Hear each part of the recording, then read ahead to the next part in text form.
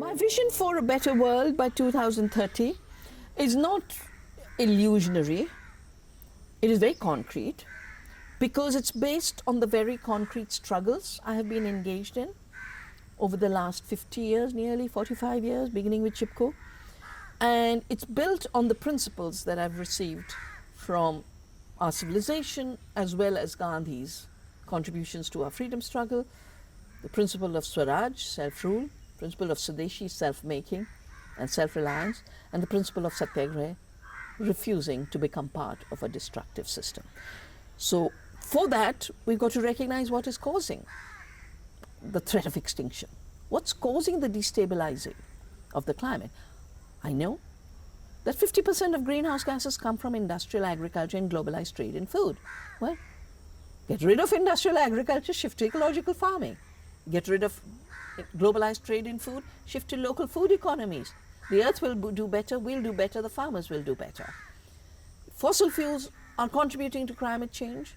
Don't drive the animals with whom we work off the land as the laws of this country are doing right now to replace our bullocks with tractors. Bring the animals back. Bring farmers back. Let the earth be cared for through a tender, non-violent farming, which is what we practice in Navdanya. By 2030, I really want to contribute to overcoming the violence of the militarized mind and the monoculture of the mind, to spreading the recognition that we can have peaceful, non-violent minds. And that because the world is diverse, a diversity of the mind and a diversity of the heart is central to a non-violent relationship to the future.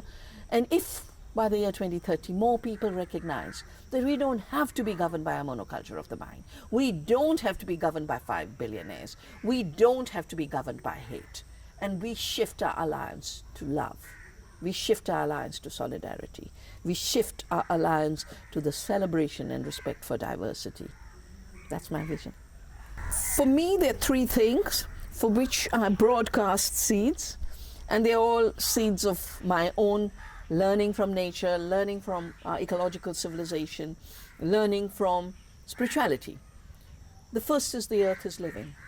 If in the next 10 years we can say we're going to get rid of the fossilized mindset that the earth is dead, to the living mind of being part of a living earth and her living intelligence, we'll have more hope, we'll create more possibilities for the humanity, but we'll also help regenerate the earth. We can create an amazing society through a poison-free, fossil fuel-free food and farming everywhere. And this is not just relevant to defend the small farms of the third world, but to create new small farms all over the world and gardens everywhere. That is why at the time of the Paris Climate Summit, I planted a garden in Paris, a garden of hope for a future that everyone can sow.